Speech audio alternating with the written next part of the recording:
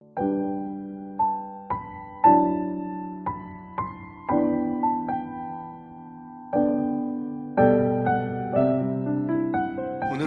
그 외아들 우리 주 예수 그리스도를 믿사오니 이 부분이 되겠습니다. 지난 시간에는 성부 하나님에 대해 말씀을 드렸습니다.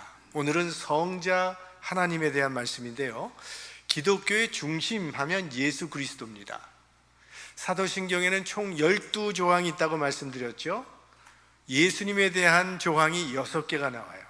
그러니까 50%가 이 사도신경 전체에 예수 그리스도에 관한 그런 조항, 신앙 고백이 되는 겁니다.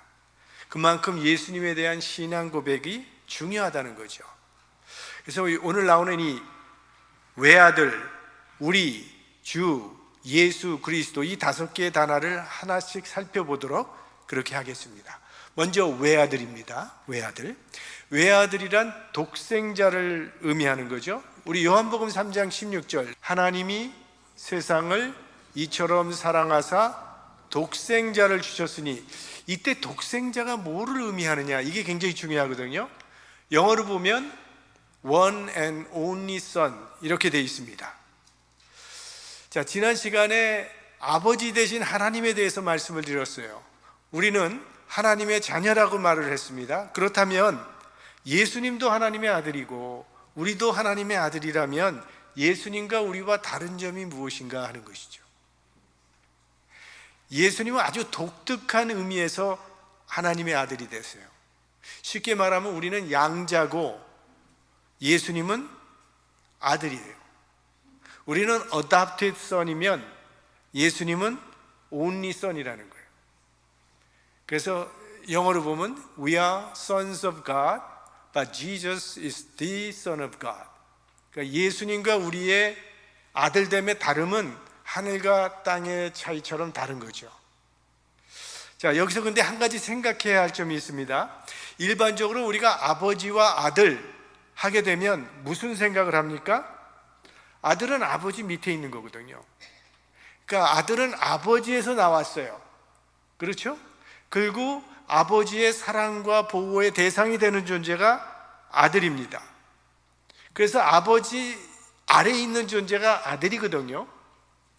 그래서 초기 교회사에 이 아리우스라고 하는 사람이 나와서 무슨 말을 했냐 하면, 하나님이 예수님을 낳았다면 하나님은 있지만 예수님이 없던 시대가 있지 않았겠느냐.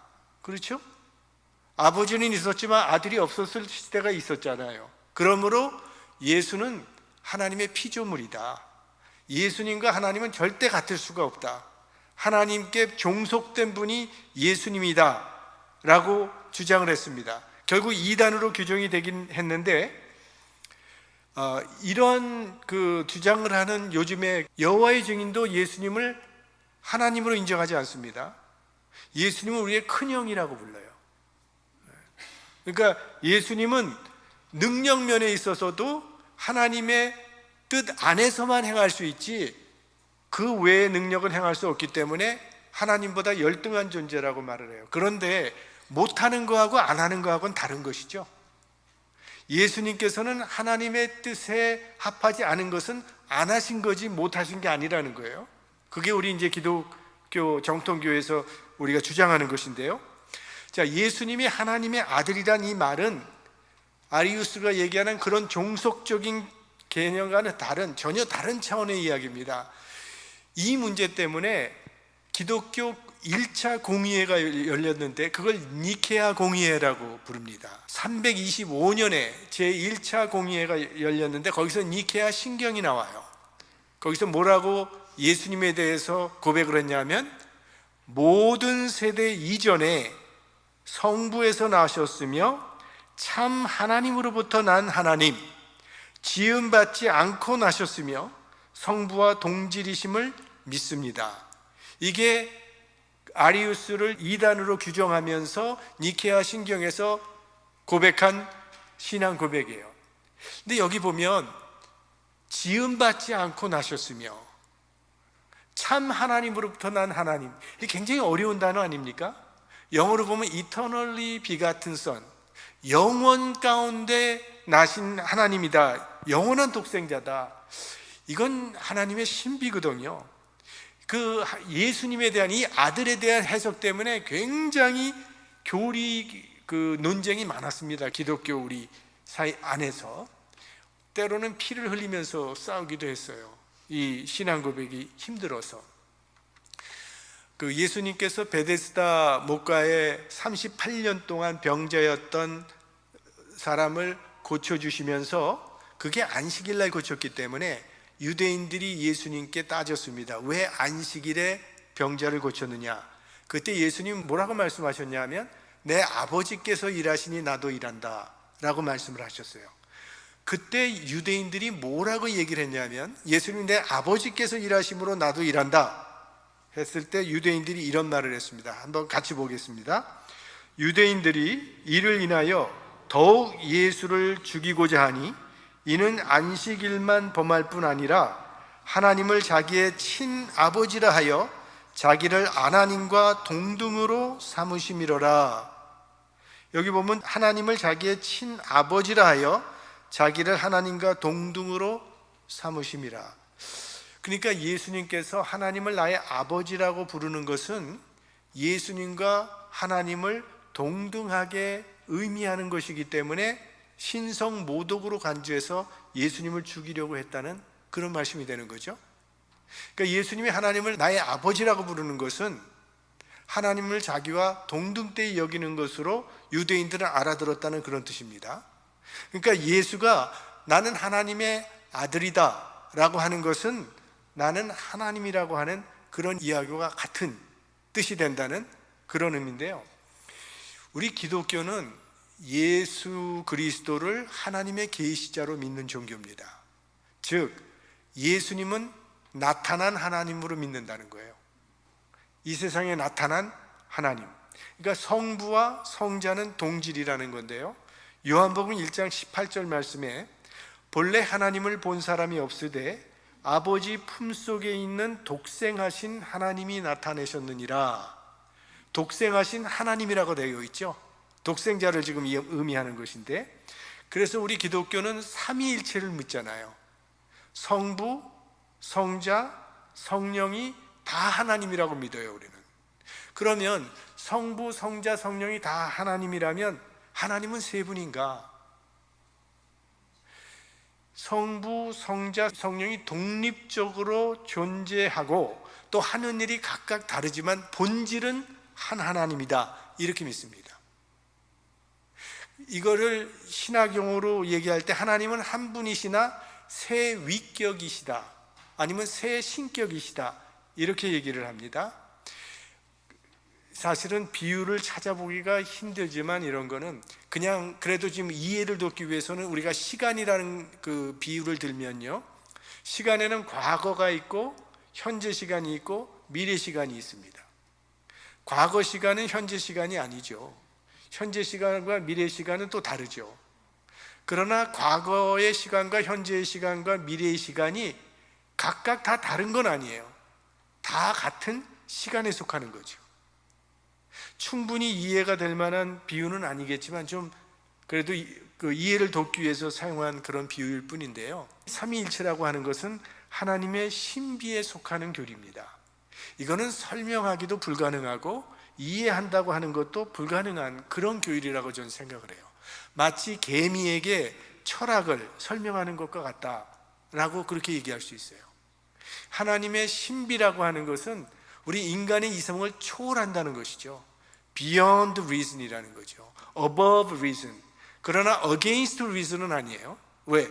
하나님은 우리 인간의 이성을 초월하시는 분이시지 비이성적인 분은 아니라는 그런 뜻입니다. 우리가 이해를 못할 뿐이에요. 제가 신학교 시절에 이 삼위일체가 굉장히 관심이 있어서 공부를 좀 해봤는데, 공부하면서 깨달은 것이 있어요. 삼위일체에 대해서 설명하라고 하면은 이단이 되기가 굉장히 쉽다는 것을 그때 깨닫게 됐어요. 그래서 이 삼위일체는 설명을 안 하면 안 할수록 좋다는, 그래서 요만큼만 하겠습니다. 삼위일체는 정말 이해하려고 하지 마세요. 그냥 믿을 수밖에 없는 종교니까. 자, 그러면 예수님이 하나님이면 그냥 하나님이라고 부를 것이지 왜 복잡하게 하나님의 아들이라고 불렀는가 하는 거예요. 초대교회에서 예수님을 하나님이라고 부르면 문제가 발생합니다. 이스라엘 사람들은 유일신 사상이 아주 철저한 그런 백성들이에요. 그런 사회에서 오직 하나님은 오직 한 분임을 철저하게 믿고 있는 그 사회에서 이스라엘 사람이 하나님 외에 다른 신이 있다고 말을 하면 그 사람은 당장 돌에 맞아 죽습니다. 그래서 그런 말을 할 수가 없어요.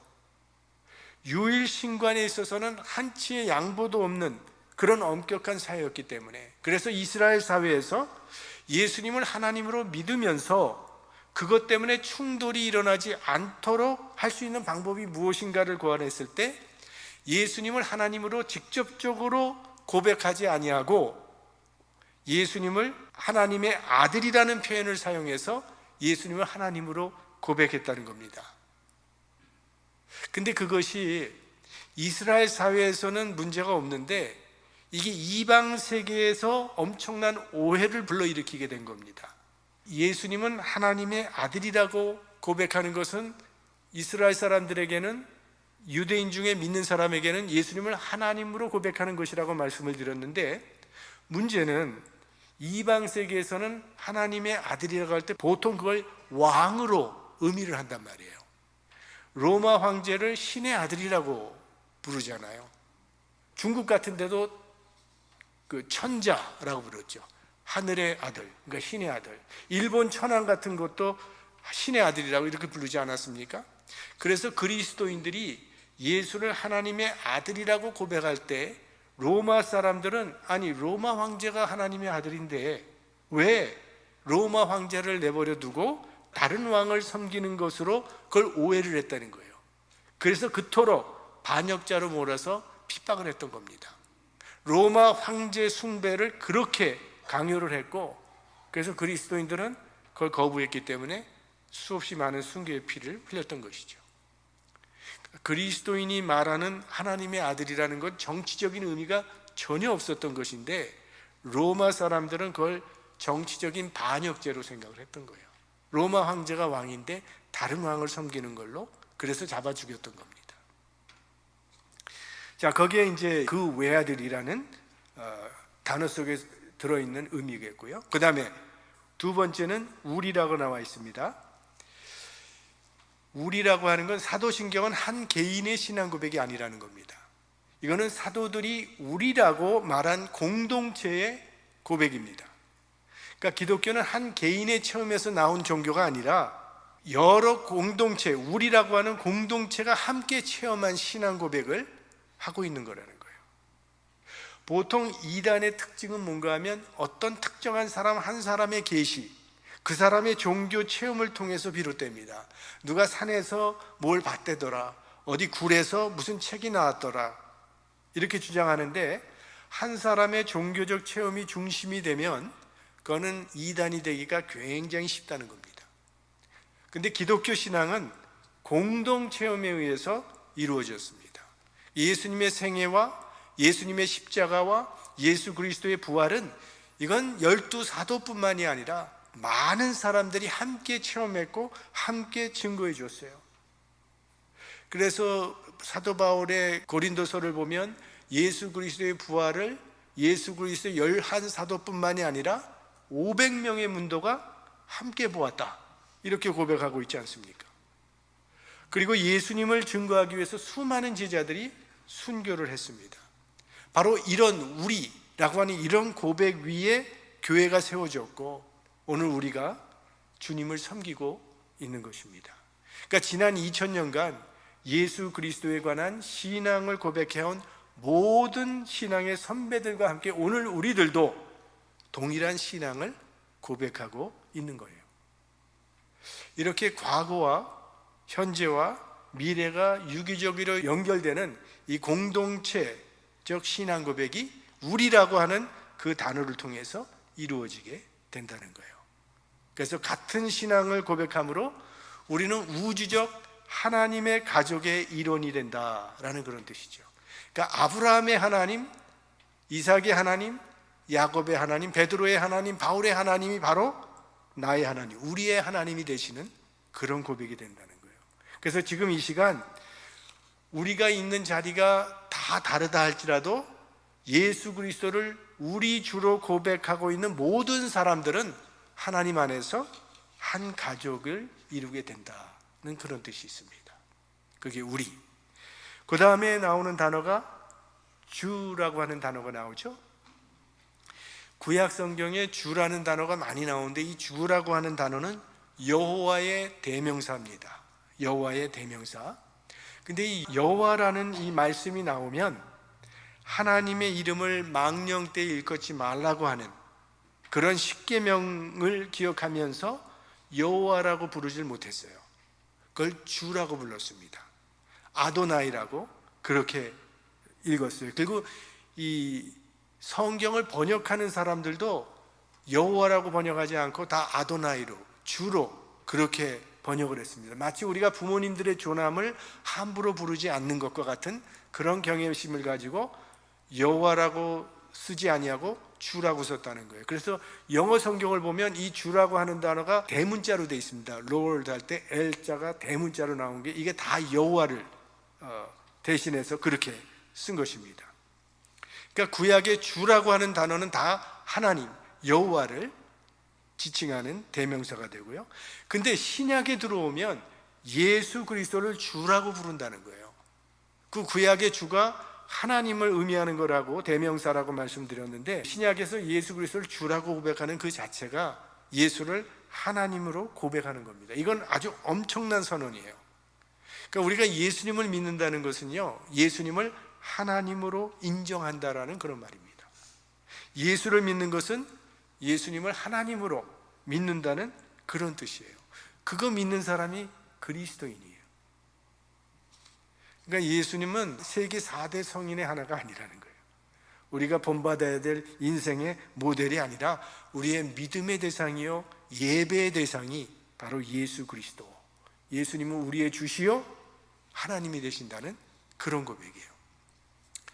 근데 이 신약에서 주라고 하는 이 개념은요, 노예와 주인의 배경이 깔려있는 그런 단어입니다. 예전에 주인이 돈으로 노예를 사잖아요. 종을 사서 일을 시킵니다. 그런데 이 종이 일을 제대로 못하거나 도망가거나 범죄할 때는 어떠한 가혹한 형벌을 내려도 아무 문제가 되지 않습니다. 주인에게는. 그게 노예와 주인의 관계였어요. 근데 그 당시에 이제 노예가 주인을 부를 때에 사용하던 말이 주입니다. 그 주인을 주라고 부르면서 이게 절대적인 충성을 고백하는 호칭이에요. 근데 이제 신약 성경에 보면은 사도 바울이 편지를 쓸 때 뭐라고 쓰냐면 그리스도의 종 바울은 하고 쓰는 성경이 자주 나오는 걸 보게 되는데 바로 이 배경을 반영하는 그런 책입니다. 그리스도를 주로 하나님으로 절대적인 충성을 다짐하는 그러한 표현인데요. 하이델베르크 신앙 문답에 보면 34번째 문제에 왜 우리가 예수를 주라고 고백합니까? 주라고 부릅니까? 라고 하는 대답에 이런 대답이 나옵니다. 그분이 그의 보혈로서 우리의 몸과 영혼을 우리의 모든 죄로부터 구속하셨고 우리를 마귀의 모든 권세에서 해방하여 주의 것으로 삼으셨기 때문입니다. 그래서 우리가 예수님을 구주로 고백한다는 거예요. 근데 예수 그리스도의 피값으로 우리의 몸과 영혼을 구속하셨기 때문에, 그리고 우리는 주님의 것으로 삼으셨기 때문에 우리는 예수님을 주님으로 고백합니다 라는 그런 뜻이죠. 예전에 아브라함 링컨이 그랬대잖아요. 노예 소년 하나를 주인으로부터 샀습니다. 그리고 그 노예에게 너는 지금부터 자유라고 자유를 줬더니 이 소년이 눈물을 글썽이면서 저는 당신을 제 인생의 주인으로 모시고 일생 섬기고 싶습니다, 이런 말을 했대잖아요. 그러니까 우리의 죄를 사하시고 우리를 죽음에서 생명으로 옮겨주신 예수 그리스도, 그 주님께 순종과 충성의 삶을 살아가야 한다는 그런 말씀이에요. 그러니까 주님의 은혜를 깨달은 사람은 다른 신을 섬기지 않습니다. 두 주인을 섬기지 않습니다. 예수 그리스도만을 인생의 진정한 주인으로 모시고 살아가게 된다. 그 다음에 예수라고 하는 단어가 나오죠. 우리가 예수를 영어로 지저스 하잖아요. 그런데 우리 한국말은 예수님 이렇게 부르는데 원래 원어가 뭔가 하면 예수스입니다. 예수스. 그러니까 한글이 훨씬 가깝죠. 훨씬 번역을 잘한 거예요. 도대체 지저스라는 단어가 어디서 나왔는지 몰라. 예수스라고 하는 단어가 참 번역이 잘 된 거죠. 탄생 때 천사가 지어진 그런 이름입니다. 아들을 낳으리니 그 이름을 예수라 하라. 예수라고 하는 그 이름의 뜻은 여호와는 구원이다. 여호와는 구원이라는 뜻이에요. 그래서 구약 성경에 나오는 여호수아, 호세아 다 같은 뜻을 가지고 있는 이름인데요. 이 예수라는 이름은 특별한 이름은 아닙니다. 그 당시 굉장히 흔한 이름 중에 하나였습니다. 그 당시에 대제사장 중에도 예수라고 하는 이름을 가진 사람이 5명 있었고요. 그 당시에 한 20명의 다른 예수가 있었다고 요세푸스라고 하는 역사가가 그렇게 기록하고 있어요. 자, 예수라고 하는 이 이름은 예수님의 인성을 나타내는 겁니다. 그러니까 예수라고 하는 인물의 실제성, 역사성을 나타내는 거예요. 2000년 전에 있었다는 거예요. 예수라고 하는 인간이 있었다는 것을 말해주는 거예요. 예수님이 이 세상에 계셨을 때는, 그리고 복음을 전파하시고 병든 자를 고쳐주시며 돌아다니실 때는요, 예수님의 인성을 의심하는 자가 없었습니다. 다 예수님을 인간으로 인정했습니다. 왜? 눈앞에 있으니까. 내가 만질 수 있고 들을 수 있는 사람이었으니까. 그런데 예수님께서 십자가에 돌아가시고 부활하신 후에 승천한 후에는 문제가 생겨요. 어떤 문제가 생기느냐? 예수 그리스도의 3년 지상 사역을 생각해 보니까 이게 꿈 같기도 하고 생시 같기도 했던 거예요. 지나버리니까. 여기서 영지주의가 나옵니다. 노스틱주의라고 하는 주의가 나오는데, 아니 하나님의 아들이 어떻게 우리와 똑같은 몸을 가지고 계실 수가 있었느냐? 그거는 우리가 눈에 보이기에 그런 것이지 그건 실제는 아니다 라고 하는 영지주의가 나오기 시작해요. 그때부터는 예수님을 너무 신성화하다 보니까 예수님의 인성을 부정하기 시작합니다. 그래서 이 인성을 강조하기 위해서 쓰여진 책이 요한복음입니다. 사도 요한, 그 시대에 영지주의가 굉장히 성행했기 때문에 사도 요한이 그걸 깨기 위해서 여러 가지로 기록을 했어요. 그 중에 하나가 요한일서 1장 1절 말씀. 태초부터 있는 생명의 말씀에 관하여는 우리가 들은 바요, 눈으로 본 바요, 주목하고 우리 손으로 만진 바라. 즉 육체로 오셨다. 그거 얘기하는 거예요. 들었고 보았고 만졌다는 거예요. 그 다음에 요한일서 4장 2절 3절 말씀에 보면 예수 그리스도께서 육체로 오신 것을 시인하는 영마다 하나님께 속한 것이요 예수를 시인하지 아니하는 영마다 하나님께 속한 것이 아니니 이것이 곧 적 그리스도의 영이니라. 그러니까 이 말을 왜 썼겠어요? 예수 그리스도께서 육체로 오시지 않았다, 시인하지 아니하는 이단이 있었다는 거예요. 그게 영지주의였어요. 그거를 타겟해서 이렇게 쓴 거예요. 예수님은 분명히 육체로 세상에 오신 하나님의 아들이었습니다. 틀림없는 인간이었다는 거예요. 그래서 요한복음에 보면 예수님의 그 가상칠언 중에 요한복음에 나오는 아주 특이한 말이 나와요. 다른 복음서에 안 나오는. 예수님이 십자가상에서 내가 목마르다 라고 하는 이야기를 요한복음만 기억하고 있어요. 그거는 예수님이 인간이라는 걸 나타내기 위해서 그런 거를 남겨놓은 거죠. 자, 예수님은 우리와 똑같은 육신을 가지고 계셨습니다. 그래서 피곤하면 주무셔야 했고, 배가 고프면 먹어야 했고, 때리면 멍들고 찌르면 피를 흘리는 우리와 똑같은 몸을 가지고 계셨어요.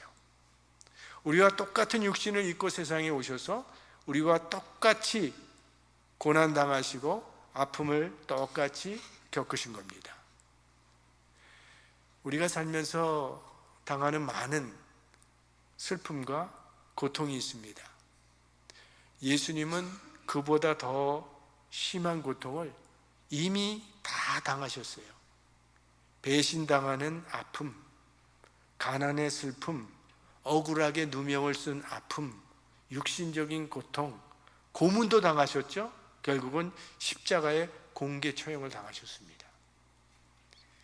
우리가 당할 수 있는 모든 슬픔과 고통은 우리 예수님이 이미 다 당하셨습니다.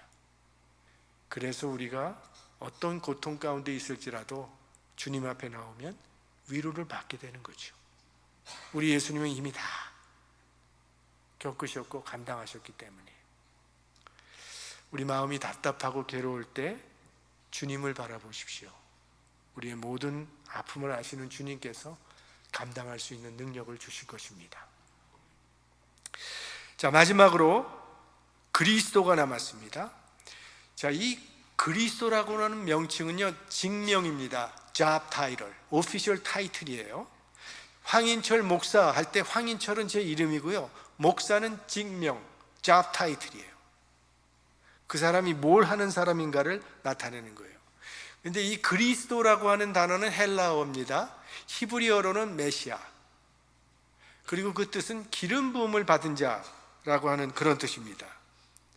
자, 구약에는 세 직책을 가진 사람이 기름 부음을 받게 되죠. 선지자, 제사장, 왕. 이 세 직책의 신분을 가진 사람들은 기름 부음을 받게 됩니다.